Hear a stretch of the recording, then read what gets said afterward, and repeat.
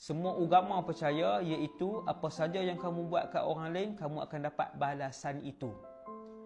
Ada tak dalam Islam? Ada. Ulama sebut al-jaza'u min jinsil amal. Pembalasan itu kamu akan dapat selaras, sebiji, persis daripada apa yang kamu buat. Kamu menggembirakan 10 orang, Allah akan mengembirakan hati kamu 10 kali. Tuan-tuan pegang sampai akhir hayat. Orang panggil karma. Di Jepun ke di mana mereka panggil hukum karma. What you give, you get it back. Yang itulah, benda itulah kan.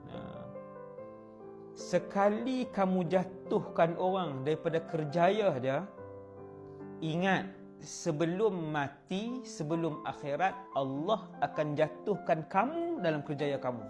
Sama. Tuhan takkan tangguh di akhirat. Di dunia akan dapat seperti mana yang kamu buat. Jadi tuan-tuan, bahagiakanlah hati orang lain untuk dapat redha Allah. Lapangkanlah rezeki orang lain untuk dapat redha Allah. Gembirakanlah orang lain untuk dapat redha Allah. Senyumlah kat orang lain untuk dapat redha Allah.